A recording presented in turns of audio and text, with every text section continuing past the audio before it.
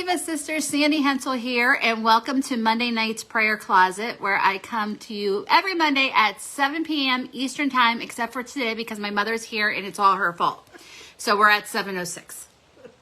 Say hi, Mom. Hello. So she is joining us in our studio audience. Yay! I need like the clap button or something. So if this is your first time here, welcome. We do a short praise and worship devotional, and then we come together in prayer, and we have some prayer requests from our Diva Sisters. So if this is your first time, say hi. If you're catching on the repeat, go ahead and you can put repeat down. So let's get started. Let's just jump in, because like I say, every week we have so much to say and so little time to say it in. So our focus, we have a new month, March. Happy March, Mom. We got a new month. I got a studio audience. I can talk to the studio audience here. Okay, so our prayer focus each month for 2023, we do a prayer focus. So we start December was worship, January was Thanksgiving, February was forgiveness, and March is healing. So our prayer focus for the month of March will be healing. So let's go ahead and just jump right into our first little study here, which I'm so excited to start. So, I decided we're going to do healing, and I started to look at a ton of resources, and I was getting overwhelmed and bogged down. I was sharing that with my mom. I just was like, I don't know where to start, where to begin with. And as I was praying, I said, okay, Lord, let's start. And it's like, let's start at the beginning. Open up the Word of God, and what does Jesus say about it? And I'm like, there you go. So no, you're not going to find any of the study. I'm not pulling from articles or others. This is exactly what I just kind of picked up from the Word of God. So let's go ahead and hit in. So number one, why did Jesus heal? Well, healing was a main aspect of his ministry on earth. Matthew 4:23-24 tells us that. Jesus went throughout Galilee, teaching in the synagogues, proclaiming the good news of the kingdom, and healing every disease and sickness among the people. Why? Verse 24. News about him spread all over Syria, and the people brought to him all who were ill with various diseases, those suffering severe pain, the demon-possessed, those having seizures, and the paralyzed, and he healed them. So see, there was no social media. There's no picking up the phone call. There's no getting on YouTube, watching the nightly news or any of that. His signs and wonders were spread throughout by word of mouth.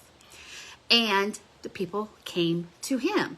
His healing power is what separated him from the other teachers of that time. He was doing something that nobody else was doing. And we just kind of saw that in the Ashbury revival. There was something going on that wasn't going on. And what happened? People were driving even out of state to see what was going on. So here he was actually walking out his talk. What he was talking about and preaching in the synagogues, he was walking it out.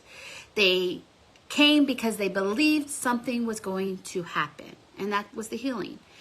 And they received that healing through faith. Faith comes by hearing. And, so that's how they received. So let's kind of go back a little bit. Faith is the reliance, loyalty, complete trust in God. Hebrews 11:1 tells us, now faith is the substance of things hoped for and the evidence of things not seen. The beginning point of faith is believing in God's characters. 1, he is who he says he is.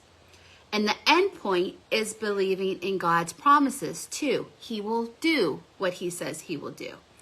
Our evidence comes straight from Jesus's words. And so here are a couple of examples. 1, look at Matthew chapter 8. The Roman centurion. This guy wasn't even a Christian. He was a Roman. He came to him for his paralyzed servant. Verse 10, Jesus says, I have not found anyone in Israel with such faith. Matthew 9, the paralyzed man that was brought by his friends. So it wasn't even the man who came. It was his friends that brought him. And Jesus said in verse 2, when he saw their faith, he healed.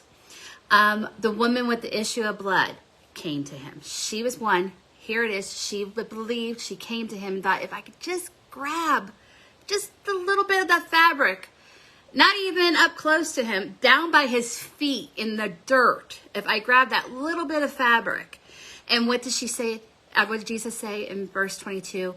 Take heart, daughter, your faith has healed you. Another one, here's another one.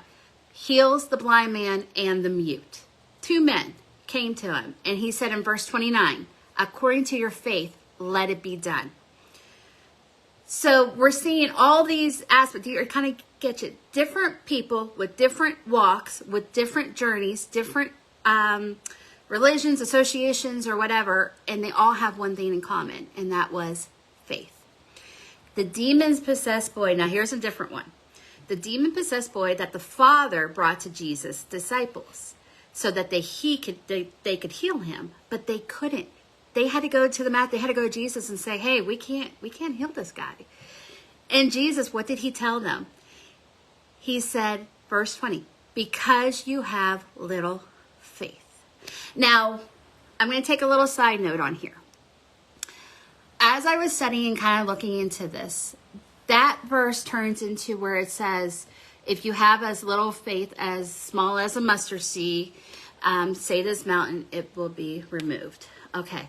So I truly believe it wasn't that there was no faith. It was they were trying to do it in their power. Remember what I said if we went back. It is in God's power.